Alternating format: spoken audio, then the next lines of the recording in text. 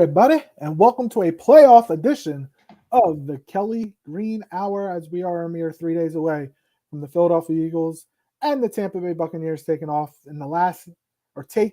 the field in the last game of Super Wild Card Weekend. I'm your host, LG Harrell, and as always, I am joined by my co-host, Connor Donald. Connor, we're not even discussing last week's game. We're not going to discuss losing 5 out of 6. We're going to ignore all that for right now. How you doing, bud? I'm doing good, man, and I agree. We mutually agreed on Monday that we just didn't want to have, put the past 3 weeks episodes on repeat, and that is basically the same thing we were going to say, except maybe some different names and different situations. That's about all that was going to change. But we were probably going to talk a lot about we need a new offensive coordinator, we need a new defensive coordinator, blah, blah, blah, blah, blah. So we skipped it. And now we're here to talk about the playoffs. And there's going to be lots to talk about. Drama, all right. AJ Brown continuing to stir the pot, I'm nervous. I'm nervous as hell. I'm not going to be able to sleep Monday night, even when the game's over, win, lose, or draw. Like I will be awake till, because I'm an hour ahead of you guys, so I'll be awake till like 1 or 2 in the morning after this game, no matter what. This is the 5th Monday night game the Eagles have played this year. Like, I'm mad. Yeah, the schedule makers are not doing them any favors with all the short weeks, but it's still no excuse. I get it. They played some tough games, but down the stretch, those Monday nighters really didn't matter that much when you were playing, Arizona, Seattle, the Giants times 2, times 1.5, really, because, by halftime they said, screw it. But we're not talking about that game. But yes. Yeah, they definitely, once AJ got hurt, once Jalen's middle finger got busted up, and once they were down 24-0 at the half, the game was over. They didn't care. Dallas got up big on Washington, and it kind of got to a point that should they have even played anybody. But like you said, we're going to ignore that game. As always, follow us on Twitter at Kelly Green Hour. Follow Connor on Twitter at Connor10. Follow me on Twitter at LJHero54. Follow Edge of Philly Sports on Twitter, YouTube, and Facebook at Edge of Philly Sports. And if you're tuning in live, give us your thoughts on this upcoming game, your prediction, your keys to the game, as we will have that towards the end. Mr. Crockpot, thanks for joining us. My thoughts on the Eagles' chances at beating the Bucs. I'm sitting here creating Eagles draft videos. Never thought that after the 10-1 start that you would be doing that before Wild Card Weekend starts. I know that. And I apologize if I'm mispronouncing your name, Palatero Pinga. I'm sorry, Jalen or AJ will be traded. You can't trade Jalen because that cap hit will be ridiculous. Dead cap hit. AJ, see, I wanted to wait to talk about this, but I feel like we can't have nice things. It took when T.O. was here, it lasted 1.5 years pretty much. This, we got to year 2. And now I do think last year, if I'm not mistaken, AJ also deactivated Twitter, kind of did away with social media as the playoffs begun. So I don't know if he scrubbed his Instagram clean of all his football stuff like he did this year, but I'm hoping that friendship, that brotherhood, Jalen is the godfather to AJ's daughter. I'm hoping all that, like, I get it. AJ is frustrated with the way, and I think everybody's frustrated. They're all kind of talking happy, right? Or not talking happy. They're all mostly saying the right things about the coaching staff, that it's on the players, it's not the coaches. And, if we make a block here on that second down QB draw or QB run, Jalen's 30 yards into the end zone. Like, they're all saying the right things. Obviously, if they lose this week or whenever they lose in the playoffs, we'll see what happens with Nick Sirianni. We'll see what happens. We'll see what the players say. I was telling texting a buddy today, and I said, I want to see a 30 for 30 on this team. I want to know what the hell happened. I would have loved to see Hard Knocks of this team.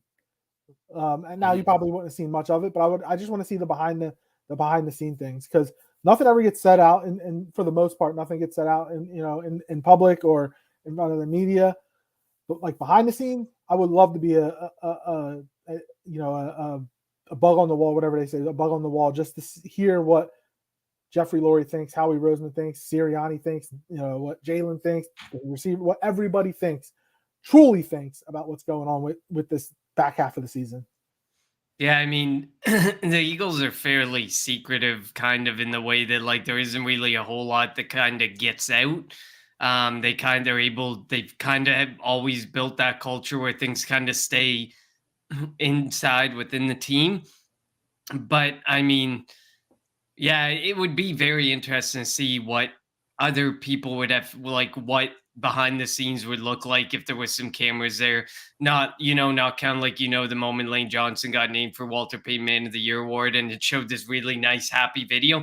It would be nice to see something like, what is it like after the loss, but behind the media and everything? What is it? What is Jalen Hurts feeling? What is Jalen saying to Brian Johnson? What is Nick Sirianni saying to his coordinators? Like, because nothing has changed. And like you said, from 10-1 to finishing how we finished, it felt like this just flick of the switch. And it was a very dramatic and very ugly flick of the switch.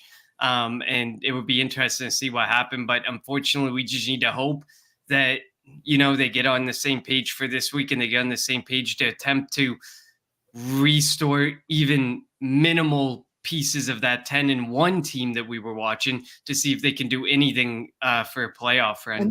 And we're not saying they were perfect at 10-1. They were far from it. They had to escape some games, but they were winning games. So that's. But even then in the playoffs, sometimes you just need to escape wins. Sometimes they're ugly wins, and you just got a win's a win. You take it 1 week at a time. The beginning of the season, the first 10 or so weeks was tough. They're fortunate to actually get out to a 10-1 stretch after finishing 1-5 because they might not be a playoff team. Some more of the comments.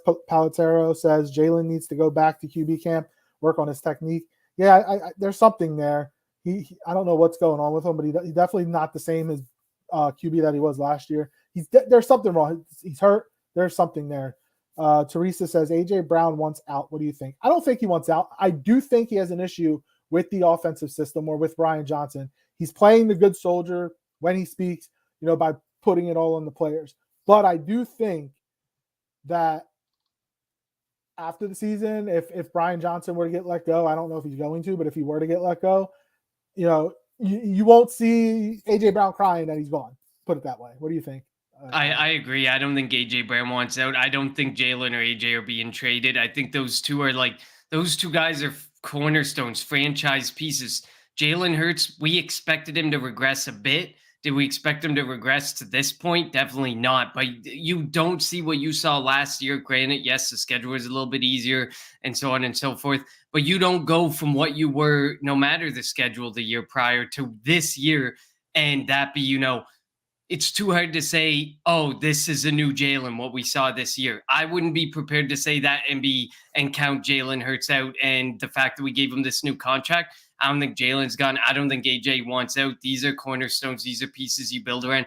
I don't think you see exactly. And I don't think you see much change and he's got a very friendly contract compared to most QBs, you're not, I just feel like, not much is going to change offensively from a player perspective. I mean, at most, like Kelsey might retire, but otherwise, most of these guys are still under contract for more years. They're still going to be there. This was a good offense. This can be a good offense. We've seen it work in a scheme. We've seen it not work in a scheme. So I think that they can fix things and things can work with this offense because it is a juggernaut of an offense when you look at the players, when you look at the assets. But there's definitely going to be some things that probably change behind the scenes. You need somebody with experience in the NFL, I think.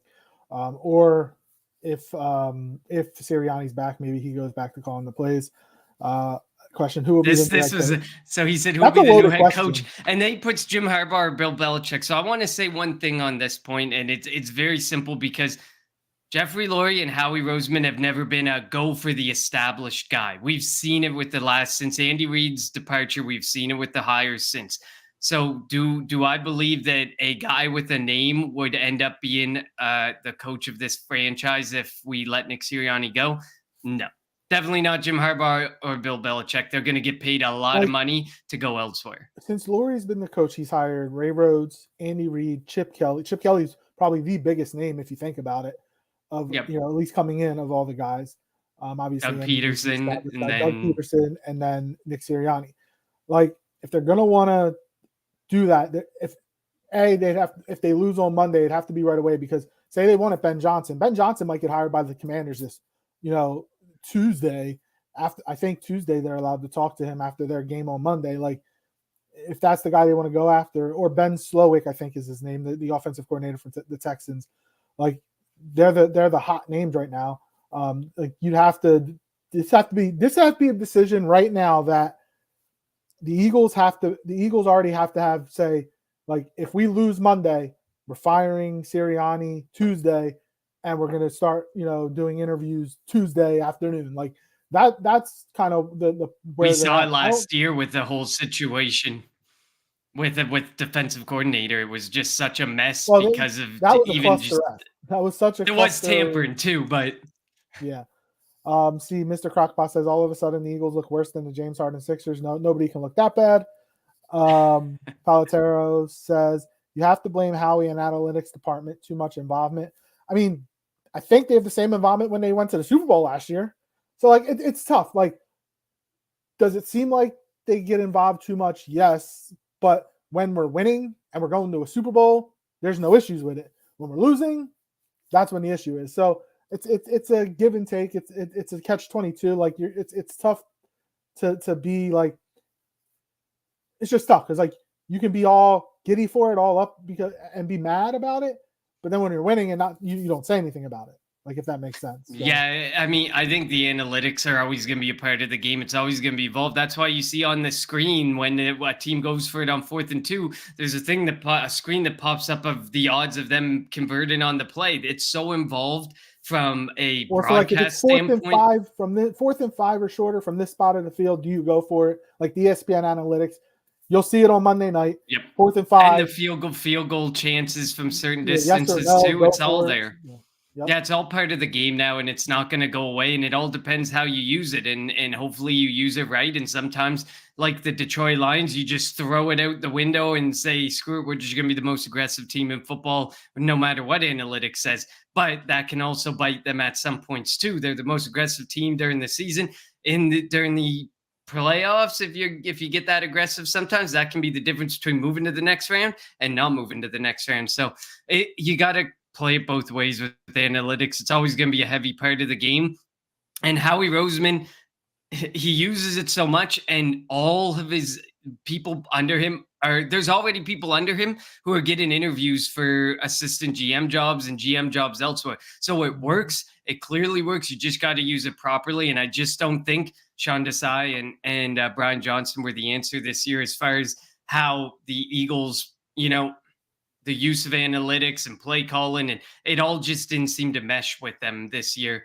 And we'll see next year. Yeah, Teresa says the Eagles will win 12-6. If you think the Eagles are going to hold Tampa to 6 points, yeesh, the way this defense has been playing, I don't know. What's up, especially with that offense? Rashad White, Mike Evans, Chris Godwin. Baker Mayfield's hobbled Baker Mayfield. Yeah, Baker Mayfield's banged up real bad. Like, what is it? A knee Kyle and Trask both ribs. 350 against us in the pouring rain. Probably, yes. What's up, Daniel? Thanks for joining us. Jason Carey, thanks for joining us. His picks are Houston, KC, Bills, Eagles, Rams, and Cal Turds. I think the Rams beat the Lions. I do agree there. Houston over Browns would definitely be an upset, so that'd be a good one.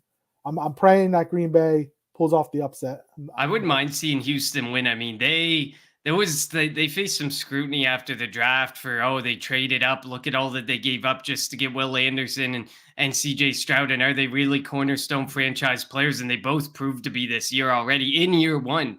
So it would be really nice to see Houston get somewhere. That KC Miami game, I would not want to be a fan there, and I would not want to be a player on that football field. What about the Bills? Did you see the field? Yes, that too. And it's like they could have a foot of snow on Sunday.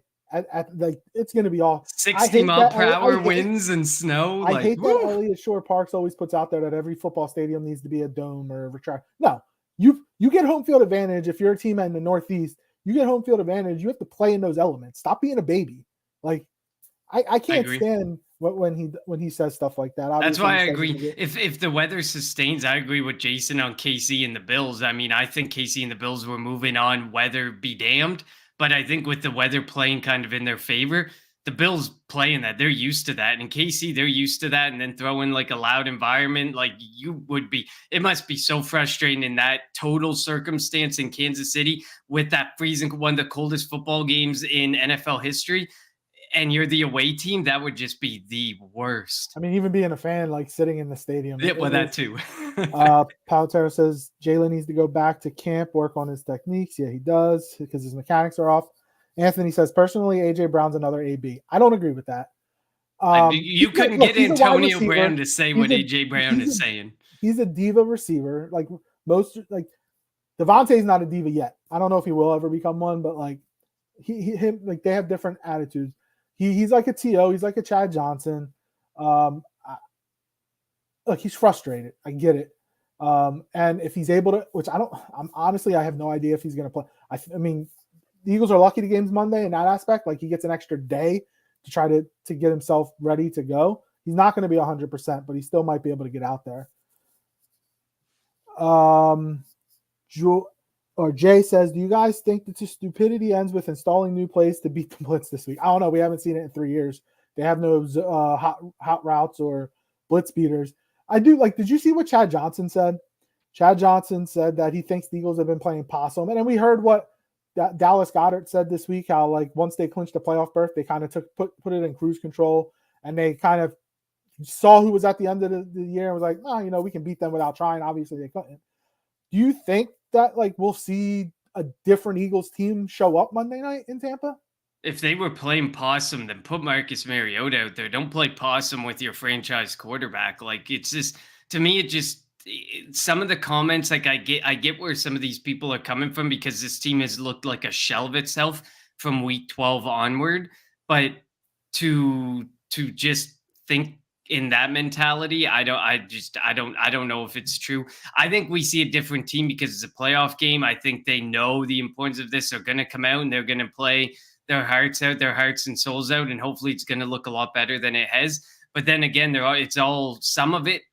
While you can say, coaches be damned and your play call, they do still call the plays. You do still have to run the plays that are being called. So, I mean, at the end of the day, the play calling is going to have some sort of ramifications on this game. So you just have to play the best that you can in the position that you're put in. And we haven't seen that from some of these players. So if they can turn that corner and do that this week and show us something, show us anything, I think getting by Tampa Bay after the past few weeks that we've seen would be an accomplishment, but it's not something I'm going to sit there and be like, here, we're back. Here comes the Super Bowl run. I wouldn't be to that point because in the next round we're playing San Francisco. Or Dallas, or it could be the Rams. Like it could be the Rams. It depends. Green Bay beats Dallas and the Eagles win, then Green Bay would go to, or the Rams or Detroit. Say the Rams, then the Eagles would host the game next week, which would be insane thinking about that. But they would need a lot of games to fall their way. We'll see. I mean, they haven't. It's been very vanilla all year, especially offensively. And I don't know if Patricia, since he's taken over and they clinched the spot, maybe he's been just trying different things just to put some stuff out on tape that he won't use. I don't know, like dropping. I don't know what he's been. Hassan Reddick in coverage the first play of the game. Besides dropping Hassan Reddick, what has he done? Yeah, but besides the Hassan Reddick drop back, there's just been nothing. I don't know. Steven says, I'm not buying the AJ Brown injury. I've rewound it 100 times. There's just very little excessive load on the knee except the foot being turf. I mean, that turf is freaking awful. So, I mean, any little move, anything could have happened there. I do think that he did hurt something. I just don't know to what extent. And I don't think it's an ACL, but there's something there. He won't be 100% Monday. I think he'll play. The only thing that bothers me, it's supposed to be 90. There's a 96% chance that it's going to rain. And I don't know if you want him on that field. I know it's grass and whatnot, but you don't want somebody that could potentially re-aggravate or hurt his knee more on a muddy up or wet field that's going to be in Tampa. I definitely think he's injured. But how severe? I'm not going to sit here and say that he's going to play with a severe injury or anything. like a high ankle sprain or something. I'm not saying he's playing with anything like that, but I do think he definitely hurt his knee. It's easy to rewind tape and look at tape and say, oh, that doesn't look that bad. And it'd be such a different story to what a player's feeling on the football field. I definitely think he's banged up and he's definitely feeling it. Hopefully he'll get the chance to play because we definitely need him. Devontae Smith can't do it alone. We've watched this team try and force feed it to only 3 guys or 4 guys in a game. It doesn't work. You need to have all your weapons accessible for this game. So hopefully he's able to play. Even if he's not 100%, he's a body out there that they have to put some attention to, and that could open things up for other players, depending on what Brian Johnson has in the game in the works. But you can't think that AJ Brown is going to be the focal point of attention from this defense when he hasn't been able to practice all week. We will answer this question later. How many points does the offense have to score to win on Monday? We'll answer that when we do our predictions. Steven says at most that injuries are grade 1 tweak. Jesse Pinkman tweaked more than that knee joint. Steven also says, I refuse to believe an NFL team can be that unprepared for a blitz. Everyone has hots. We've been saying it for 3 years in Sirianni's offense, and they still have they're still not prepared. They still have no idea what to do against the blitz, and that's why you have a team that blitzes third most in the league. Like, Todd Bowles is going to bring it. Until you beat it, he's going to bring it. And I hope the Eagles have worked on that this week. Paul says they don't change the game plan no matter what the other team is doing. They have to learn to adapt to what other teams are doing. 100% agreed. And you're right. They haven't learned that, again, in 3 years. What did you think Wink Martindale was going to do in his last game as defensive coordinator? He knew it was going to be his last game as defensive coordinator for the Giants. What did you think he was going to do? Did you think he was just going to play zone and play back and let you thinking? No, he was going to come after Hurts, and that's exactly what he did. Yeah, I mean, I agree. Like, at least as much as we hated Jonathan Gannon, at points in games, we could see a shift in what he was doing with the defense. I mean, definitely with Matt Patricia, we haven't seen anything different. Any changes have all looked horrible, like dropping Hassan Reddick back 7 times and stuff. And then Sean Desai felt like the same way. It just feels like they have a game plan going in and they don't adjust. They don't make any adjustments. So as much as we hated Jonathan Gannon, at the most, we were able to say, well, it takes him a whole half to figure it out, but eventually he figures it out and makes adjustments. We can't say that about the 2 defensive play callers we've had this year. Yeah, no, not at all. Anthony says, the problem is Jeff and Howie think Philly fans are stupid and clueless. Plus, Jeff and Howie figured bring in all these good players and all the pressure would be off Jeff and Howie. And with all these good players on the team and bring in these crappy coaches and figured they can still win the Super Bowl. I don't know if they know that Philly fans aren't stupid. They know they're smart. Maybe they passionate. Yeah, they know that the fans are passionate, and like the one thing is though, like the link is always going to be sold out, so like they know they're going to get their money.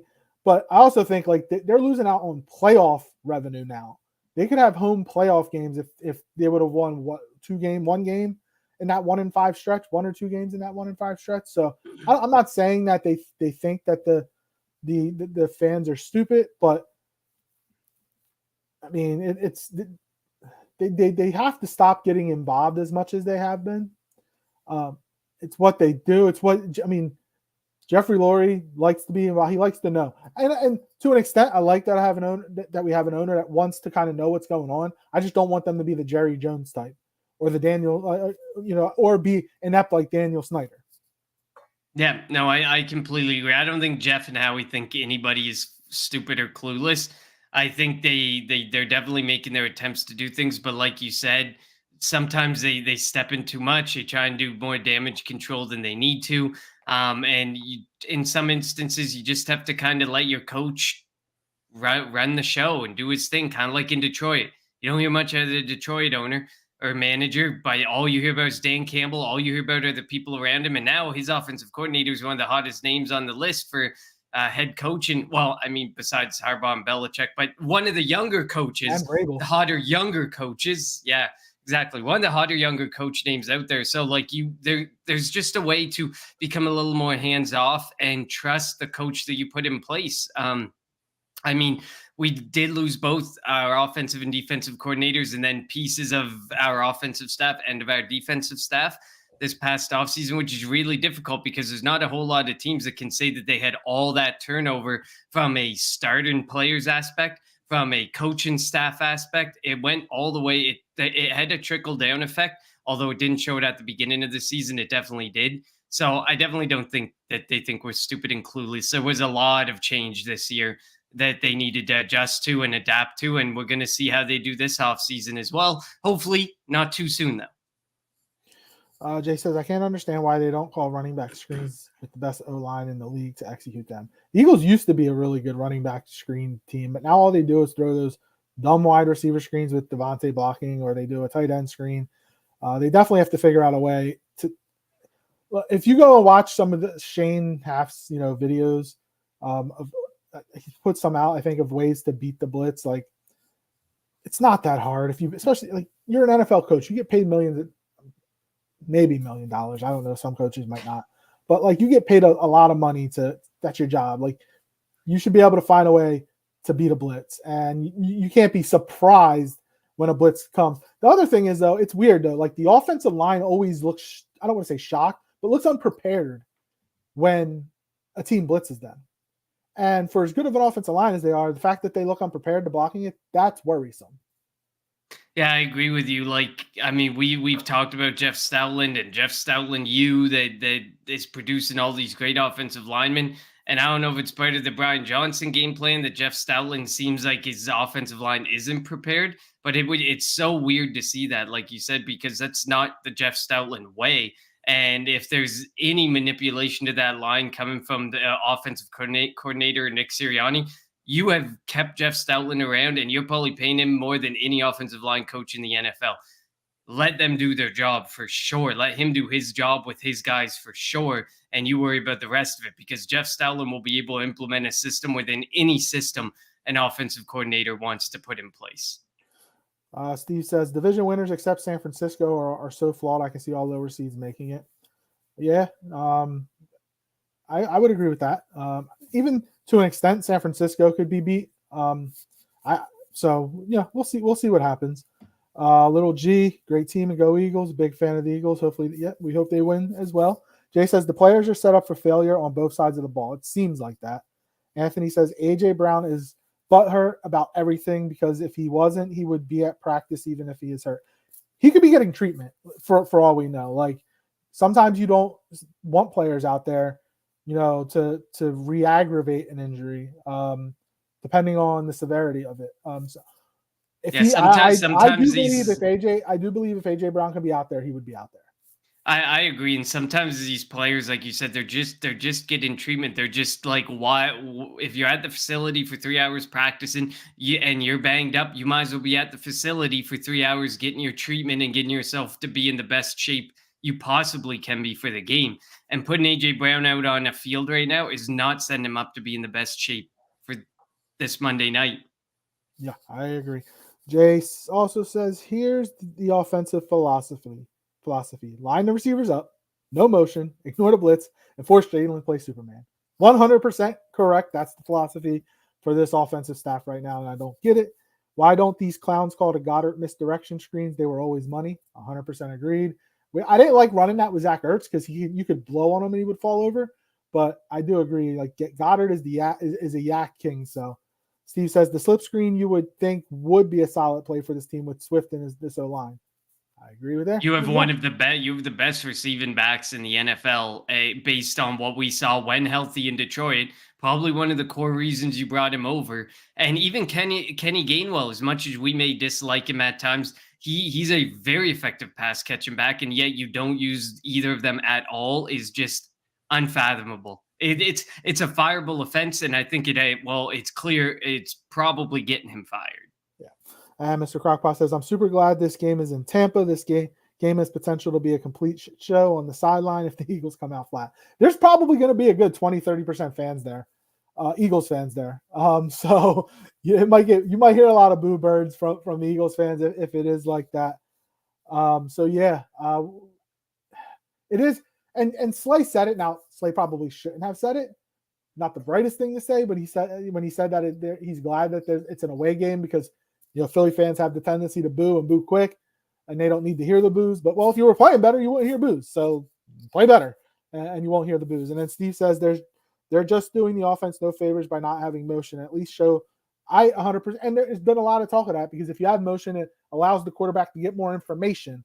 And Sirianni was asked about that earlier this year, and he says, well, there's other ways to get information from the defense without going to motion. And obviously, it's a Sirianni thing because Indianapolis, the Eagles last year didn't use a lot of motion with Steichen as the offensive coordinator, but Indianapolis used a lot of motion this year. The only motion they seem to use is if Devontae goes in motion, just a run, or the running back will go out and then come back. Like, no, like motion your receivers. I'm not saying you have to be the Miami Dolphins where you're motioning every play 3 or 4 times, but help your quarterback get more information, and maybe he'll be able to make better decisions when you're running an RPO or whatnot. It'll help him out. It'll help the offense out, and maybe you can find a way to get the defense out of whack, out of control. Get them out of place so that you can make plays down the field. Yeah, I agree. I mean, we've been talking about this. This is why one of the reasons we skipped out on a show on Tuesday night, because you would have heard us talk about why is there no motion? Why is this offense so vanilla? Why does this look like a high school offense? There's just no creativity. There's nothing that throws anybody off. And maybe San Francisco was right when they said, "Oh, we laid the playbook out for you," and they started saying, they started calling things out. And since then, it looks like, whether or not they listen to that, there's other ways to pick this offense apart and make it completely ineffective, and we have seen it. I do think if the Eagles do get rid of Brian Johnson, now I don't know, they're obviously going to have a new defensive coordinator. I don't think it just the side's gone, and I don't think it'll be Patricia. I don't think so anyway. Would be 2 years in a row, and the only saving grace I think for Brian Johnson is I don't know if they want to go 2 years in a row replacing the offensive and defensive coordinators. Like, that is tough. That might be Brian Johnson's only saving grace. But if they do get rid of Brian Johnson, and I kind of hope they do, it needs to be somebody that can run their own offense. Like, if you're going to bring in say you bring in a Kellen Moore, like, let him run his offense. Don't let this be this, you can run an offense that has to have the Sirianni principles. No, let it be somebody else's offense, because while it worked last year against not great teams, like, teams have figured it out. Teams found out Chip Kelly's offense in the NFL. They're finding out this Sirianni offense in the NFL now. Yeah, I couldn't agree more. I mean, it was after a couple years, everyone was catching on to Chip Kelly. After a couple years, here we are. We see them catching on to the Nick Sirianni philosophies and ways to run an offense. You can't become predictable in the NFL, and it shows year over year because teams are constantly changing, constantly adjusting, constantly doing different things. But yet the Philadelphia Eagles defensive strategy has felt very the same for the last 2 or 3 seasons.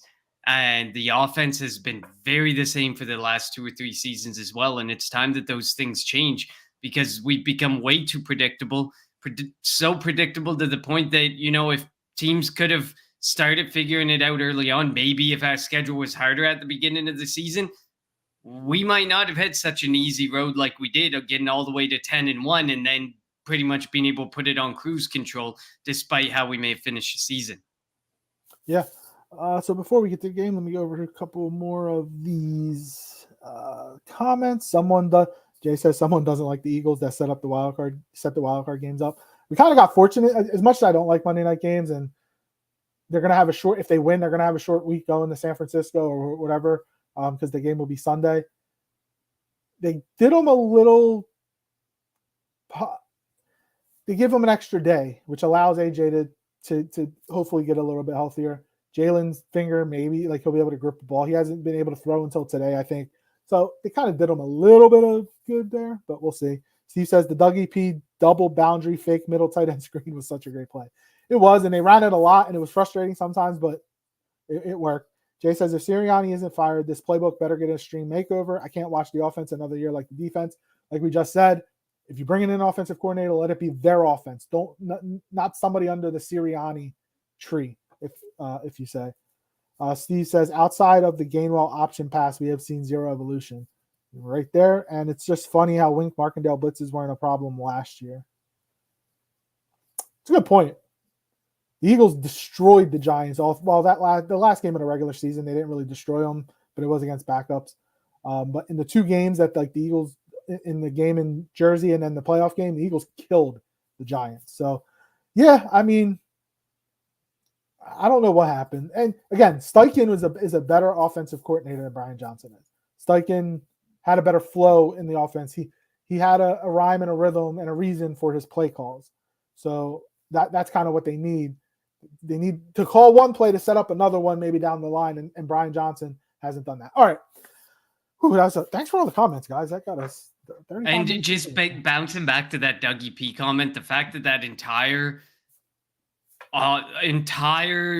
coaching staff got overturned except for Dougie P and Press Taylor. That is just hilarious. I have a buddy who's a Jags fan, and he's like, I can't believe Press Taylor still has a job. I was like, Doug Peterson will drag him wherever he goes and all the way down to get him fired wherever he goes. I really don't get what his, like, does he have pictures of him or something? Like, he got fired in Philly because he wouldn't fire Press Taylor. Somebody tweeted that they think Press Taylor might be Dougie P's like son or something, which is it's funny because maybe it's true because he just will not give up on the guy on offense, and that offense, like, it has moments, but you can see it has its very Press Taylor-esque offense to it as well. I don't. Yeah, he's gonna live. His crazy. Gonna live and die by Press Taylor. All right, let's jump to this playoff game: the Eagles and Buccaneers Monday night, the last game of Super Wildcard Weekend.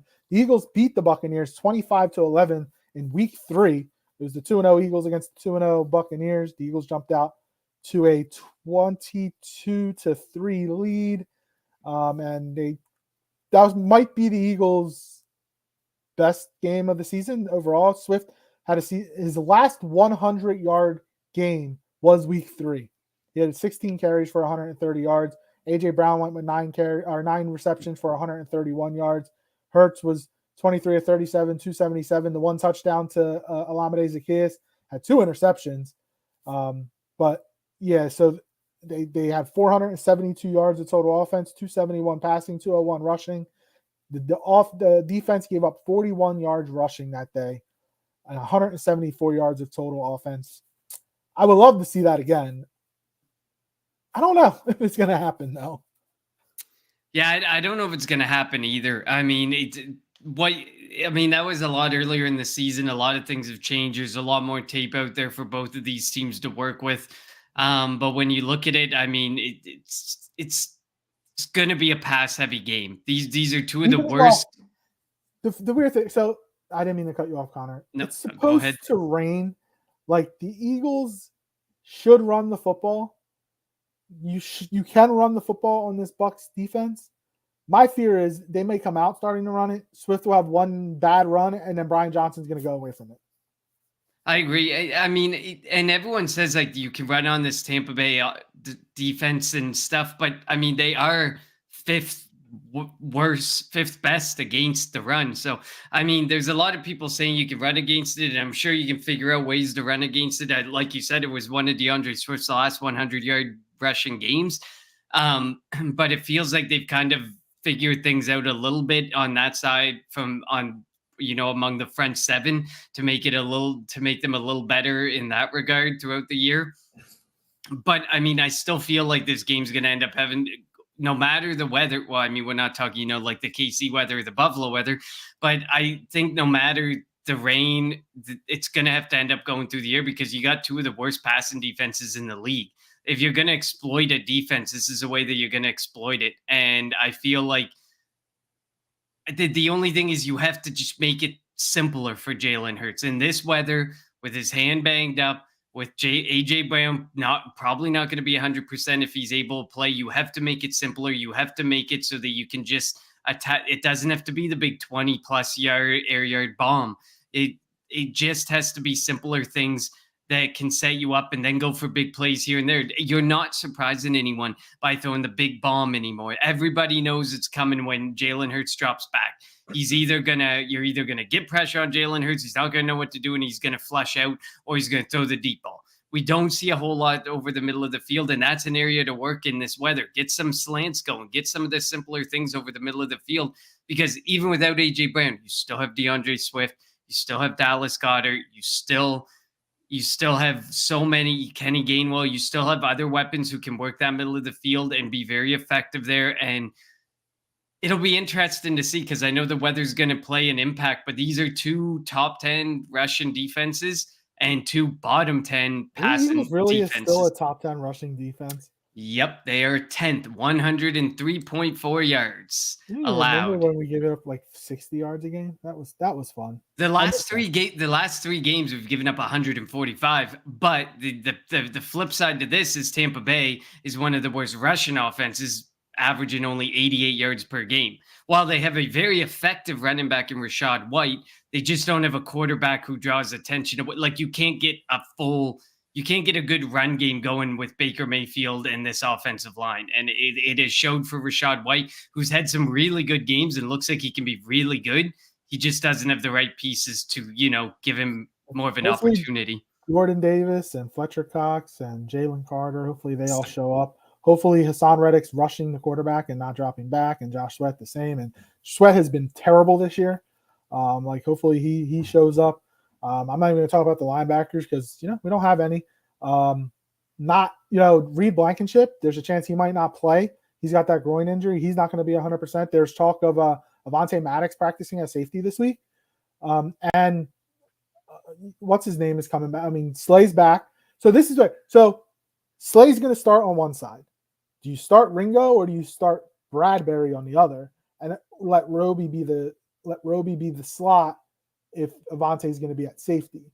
Like that's going. Or do you start Bradbury and rotate Ringo in, or do you start Ringo and just be like bench Bradbury because he has been cooked pretty much the second half of this year? Well, it's going to be interesting because they're actually forcing a change in the defense and forcing some creativity, which makes this really interesting because we haven't seen this type of thing have to happen with the defense or the defensive coordinator or play calling.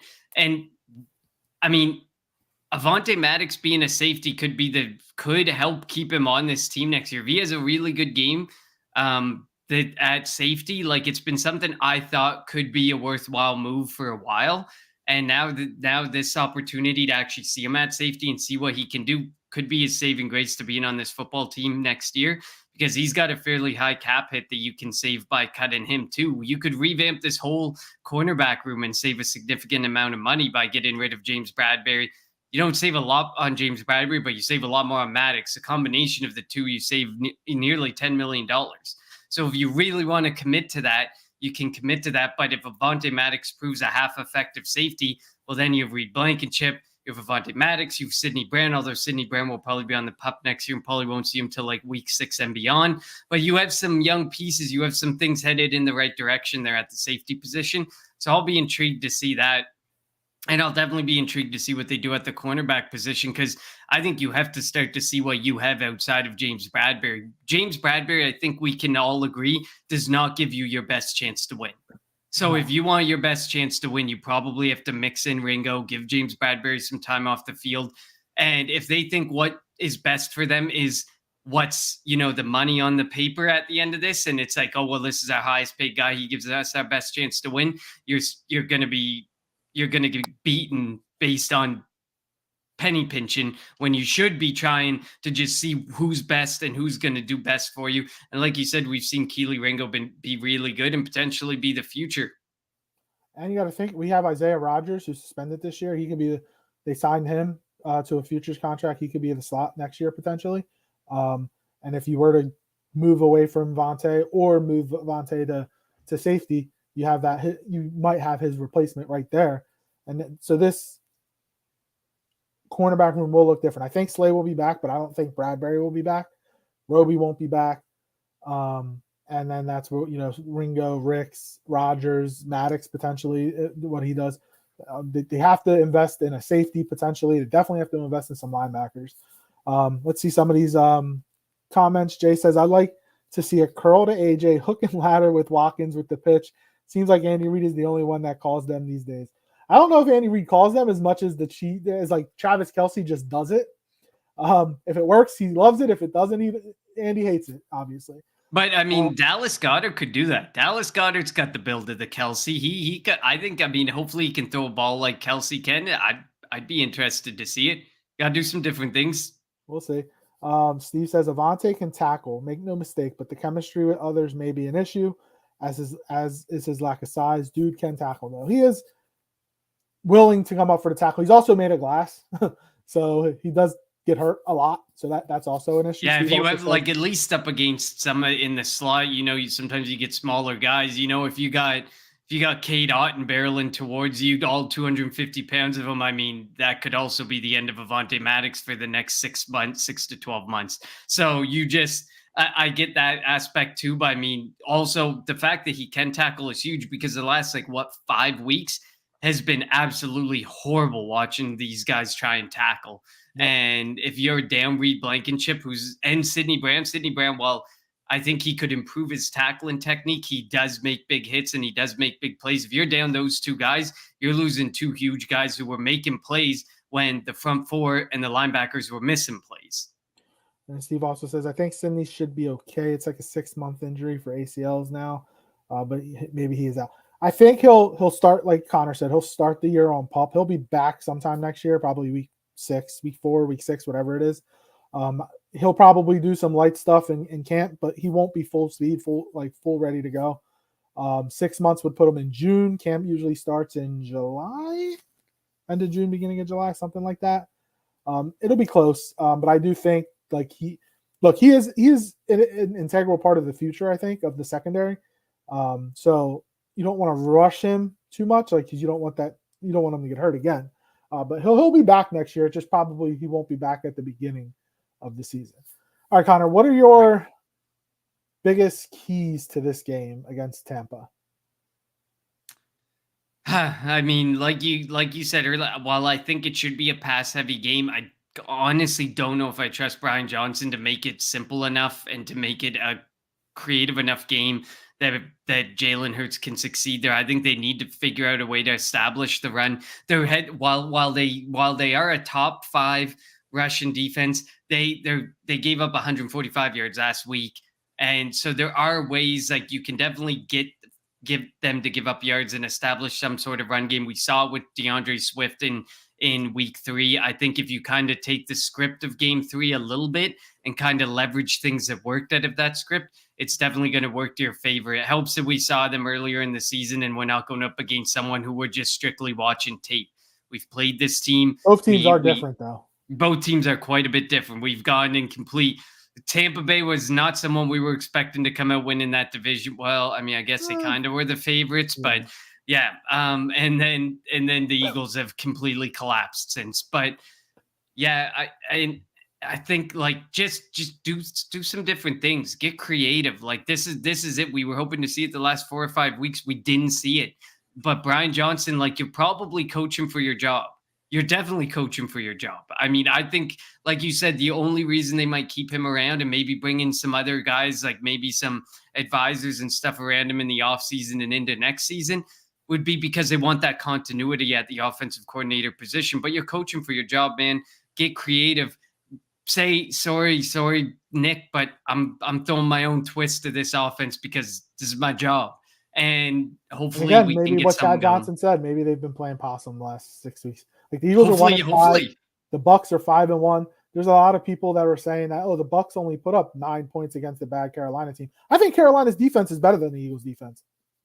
That's why they put up 9 points. I don't see the Eagles holding Tampa to 9 points. The Eagles, and Mr. Crockpot asked earlier, how many points is the offense going to have to score to win? They might have to score in the 30s because I don't trust the defense to stop anybody right now. I think they have to score similar to what they did the last time we saw Tampa. They 25. scored 25 last time. I think you have to, at a minimum, put up at least 25 points. 24, call it the round number because 25 was a weird number, but call it 24 points. I think they have to probably score 24 points. Mr. Crockpot says, key to the game, make sure there's enough Jack Daniels in the liquor drawer. Yeah, for those that drink, you guys are going to be drinking heavily on Monday night. Hopefully you don't have work Tuesday. Yeah. What about you? What kind of keys are you looking at for this team? Stick with the run. Obviously, the normal, don't turn the ball over if you're Jalen. So offensively, don't turn the ball over. Run the ball. Use formations to set up plays later in the game. Don't just use a formation because you're playing Madden and just doing coach pick, whatever. Do some different things offensively. Defensively, Don't drop Hassan Reddick or Josh Sweat back, and stop putting the linebackers in like the A gaps and then dropping them back. If you're going to blitz them, blitz them. If not, let them play back, because that middle of the field is always wide open. So Godwin, Evans, Otten, like they'll be able to expose that. So just do something different. I mean, maybe blitz. Maybe the last 6 weeks or since Patricia took over, maybe he's just been trying things because he's kind of playing with the size defense. I'm sure he's incorporated some of what he likes to do, but it's tough. Like when you're 3/4 done the season, you're not going to install an entirely new defense, unless maybe that's what they've been doing. And we're going to see a completely different Eagles defense on Monday night, which I doubt. But just you got to get after the quarterback. They finished with 40 some odd sacks this year. That's after 70 last year. And again, they were never going to get 70 sacks again, but they couldn't sack. The last time the Eagles had a sack from an edge rusher was the Dallas game. Think about that. The Dallas game.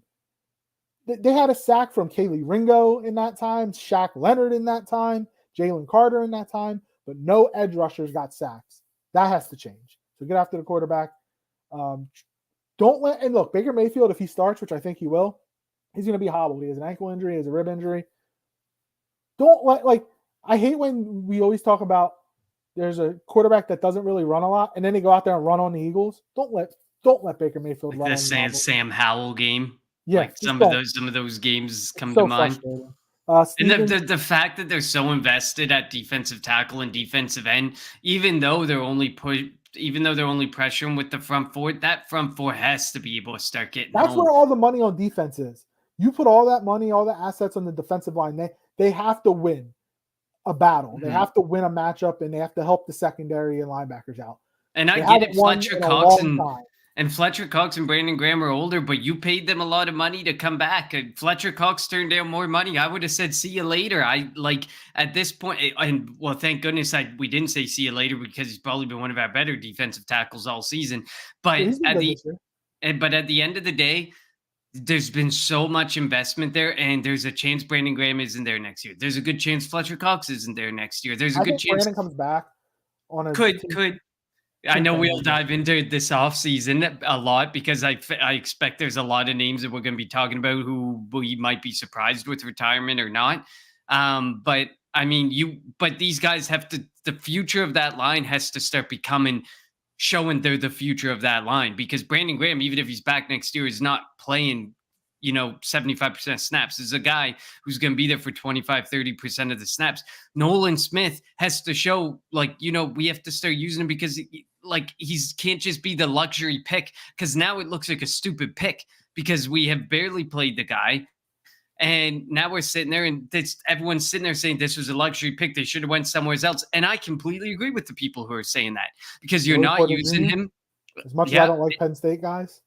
And he does, and Nolan Smith does his best work rushing the quarterback. He's undersized. And they've been having that's what he does his best.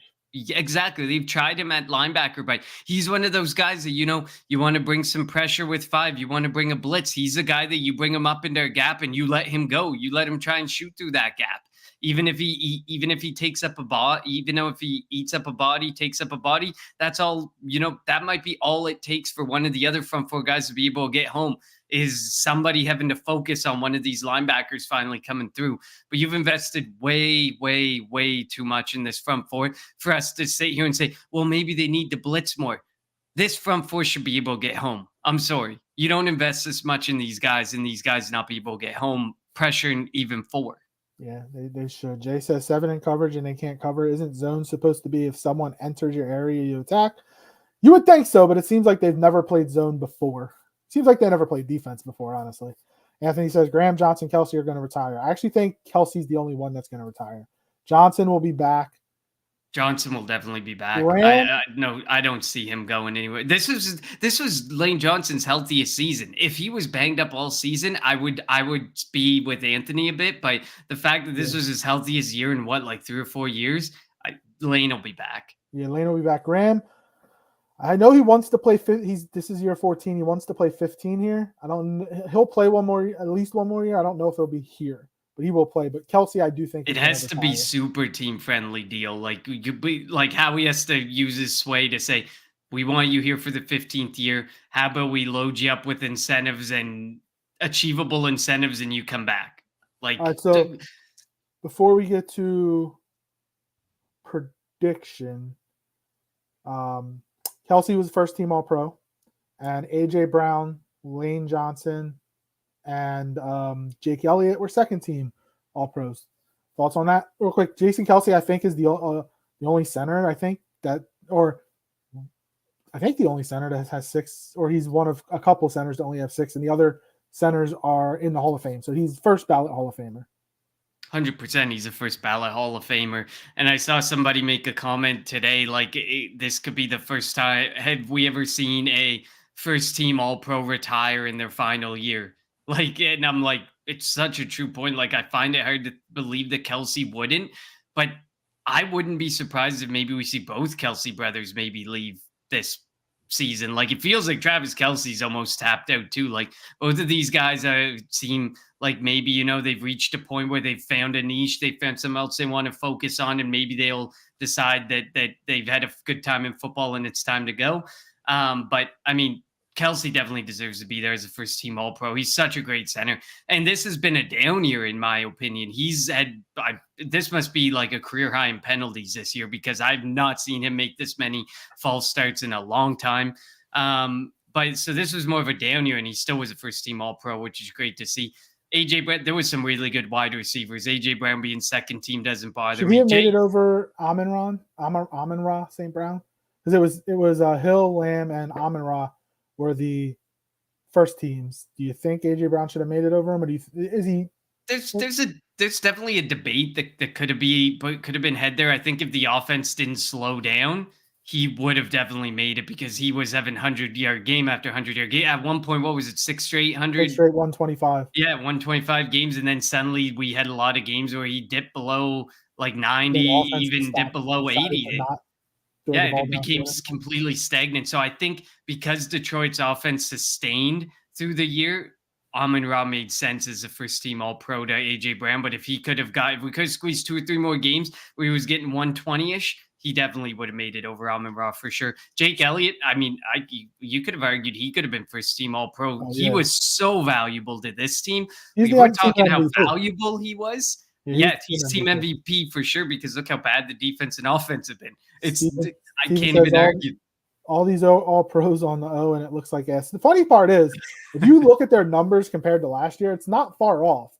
It just looks bad because there's no rhythm. They struggle to move the football, and yet they're still averaging 26, 27 points a game. And the yards too. Where last year they made it where it looked real easy. So yeah, we have to see an improvement next year. That's for sure. And I think somebody else said it, like everyone's going on about Jalen Hurts, like earlier in the show, talking about like, should he be traded and stuff? This offense statistically was better than last year's offense.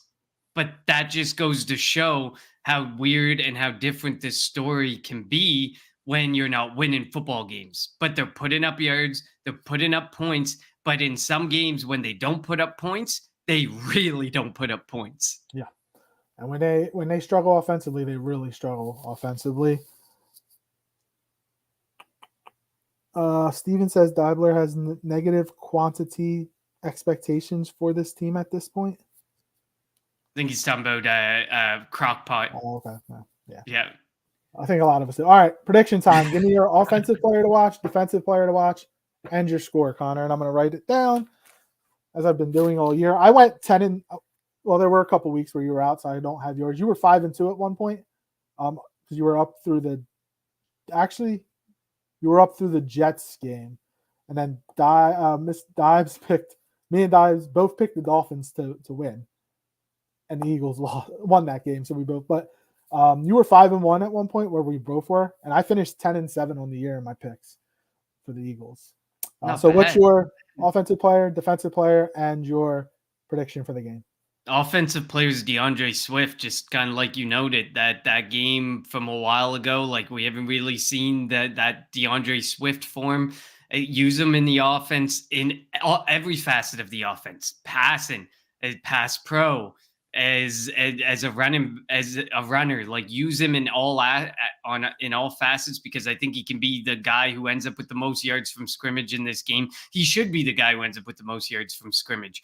I think even though Tampa Bay is really good against the run, I think there is definitely a way that you can beat that run and you can beat this team and you can open things up. Defensively, oh man, we just need like everybody to be the player. But I'm gonna go with the defensive tackles as a whole. Like I think they need to, like you said, the edges aren't creating pressure. They haven't gotten a sack since the Dallas Cowboys game. It's been weeks. The edges are almost non-existent. If they show up, applause to them for me, because it's about time. You should have been showing up all year. Look at the investment in you. But I mean, for the defensive tackles, I think they can have the best chance to, bully this offensive line and give this defense an opportunities to get home. And if you start rattling Baker Mayfield, I know he's a tough SOB, but he's dealing with a lot of injuries. He's really banged up. If you can rattle him up, get to him a bit, and get a lead, maybe force a turnover or two. I don't want to. I mean, that's crazy to talk about, but then that would be huge, and I think that can really give the offense, the little bit that they need to do the rest. I'm going 27-21 for Philadelphia. I think we score enough, but barely. And like Dive said earlier, you better have your whiskey, your beer, whatever your drink of choice is nearby, because it's going to be a very long night, I think. It will be a long night. So my offensive player is going to be the offensive line. They have to. You're going to go Swift. This offensive line is going to have to road grade Vita Vea, Shaq Barrett, stop the defensive line, and with White and who's the other linebacker? I'm blanking on the other linebacker for Tampa now. But they have a good set of linebackers. Antoine Winfield and one of the better safeties in the league. He was first team All-Pro. So they like to bring him, and like I said, Todd Bowles this is the third highest blitz team, or that likes the third highest blitz defense. They like to come at you. So the offensive line is going to have to protect Hurts, and again, it's got to be a swift game. So offensive line's got to win their matchups. Levante David is the other linebacker I was talking about. And with Hurts messed up the middle finger, just block for him when he goes to throw, and hopefully AJ Brown can play, and Davante's back, and get Goddard involved. Defensively, you went with the tackles. I'm going with the edges. They haven't had a sack since week 1, since the Dallas game. Get after a hobbled Baker Mayfield, force him to potentially throw earlier than he wants to. Force some turnovers, get an interception. I know, like you said, it's something that doesn't really happen for this team. But yeah, find a way. And look, they're going to be beat up on defense. Blankenship might not play. So we'll see. Having Slay back hopefully helps. So I'm going with the defensive ends on defense, and I'm going with the offensive line on offense. I'm going 21-17 Bucs. I just, for the life of me, I can't pick the Eagles to win this game. I haven't seen it. I hope I'm wrong, and maybe I'm going with I've been picking the Eagles. I picked the Eagles I picked the Eagles every game this year except one game. But I picked them to beat the Chiefs. They won. I picked them to beat the Bills. They won. But then I picked them to beat the Niners. They lost. The Cowboys, they lost. The Seahawks, they lost. Cardinals, they lost. Giants, they lost. I'm going to go with the Bucs. They're 5-1 in their last 6. The Eagles are 1-5 in their last 6. The Bucs' strengths is on defense, or what the Eagles struggle with on offense. So we'll see what happens. So I go 21-17 Bucs. You go 27-21 Eagles. I hope you're right. Honestly, I really do hope you're right. And I definitely want to say I actually agree with Anthony over here. He says pump the brakes about Smith. So I just want to mention that comment before we sign off. He says with the right coach and the right system, you can ultimately decide if you want him to be an edge, or if you want to use him as an edge, or use him as a linebacker. He says if you have Desai and Patricia, who are zone guys and clueless, and don't like to blitz, then they're not going to know what to do with Smith, which is quite clear. And then if you have a Martindale or Williams at DC and they like to attack, then they will know what to do with Smith and he'll be okay. I definitely agree with you on that point. I think he's just lost in a very messy season defensively from a personnel standpoint all the way to the play calling standpoint. But then it all comes back to, if you didn't know what you had in the defense, why take the luxury pick like that? I still debate that pick. I don't think Same they with thought the defense was going to be as bad. I don't think they thought it was going to be this bad either. But I mean, I think at the end of it, we look back at Nolan Smith pick and we look back at, if this is the end, we look back at the Nolan Smith pick and you had Joey Porter there. We look back at Darius Slay's extension and we probably start to ask some questions. Those are probably two of the bigger question marks from last off season. And why did we do this? But Jay also says, if it means all these clowns for coaches get fired, but Stoutland, I'm all for the Eagles losing. I do think that we're going to have a new defensive coordinator, potentially have a new offensive coordinator. I think Sirianni, unless they get boat raced Monday night, they would have to get completely embarrassed Monday night. Sirianni's back, but he's going to have new coordinators. And again, if you're hiring a new offensive coordinator, it can't be somebody that's going to run Sirianni's system. Let him run his own system. That's all I ask. And Steven asks, before we finish off, does Nolan Smith not have enough lateral quicks to play linebacker? I don't think he is. I think there's a few things that work against him to be a linebacker in the NFL. I think you have to use him as an edge. You have to use him as like a Reddick type, but never drop him back. Like his strength at Georgia was his ability to rush the quarterback. We did not draft this guy to even consider dropping him back, just like we did not sign Hassan Reddick to consider dropping him back, but here we are. Yep. All right. And Hassan Reddick is one of two players that have double-digit sacks the last 4 years. Do you know who the other one is? I don't know. Who would it be? Myles Garrett. Wow. Just saying. It's with some nice company there. And he just find a good in all the bad. Huh? Find a good in all the bad. Yeah. Last year he should have got Defensive Player of the Year consideration. And remember, there was talk of him potentially getting a contract extension. And I don't know, this year hasn't been that great, but it's been bad for the entire defense. Thank you everybody for tuning in live to the Kelly Green Hour. We appreciate you. Appreciate all the comments, back and forth discussion. You guys help the show go by quickly. It doesn't even feel like it's been over an hour. As always, follow us on Twitter at Kelly Green Hour. Follow Connor on Twitter at Connor10. Follow me on Twitter at LJHurrell54. And follow Edge of Philly Sports on Twitter, YouTube, Facebook at Edge of Philly Sports. Jay, great. It says great contact, guys. Thank you. Thanks for joining us. Join us every week. We appreciate all the comments. And Anthony says the Eagles could be one best defenses in the league if Howie knew what he was doing without analytics. Analytics is unfortunately a part of sports, and they just have to find a way to work with it, or work around it. I don't know. We'll see. Eagles, Buccaneers, the last game of Super Wildcard Weekend, Monday Night Football on ESPN with Joe Buck and Troy Aikman. The last time the Eagles played the Bucs in the playoffs, it was Joe and Troy on Fox. The Eagles got killed against Tom Brady. So hopefully that doesn't happen again against Baker Mayfield. Todd Bowles has yet to win a playoff game in his coaching career, and pray that doesn't happen this week. For Connor, I'm LJ. Thank you for tuning in to the Kelly Green Hour. Fly, Eagles, fly.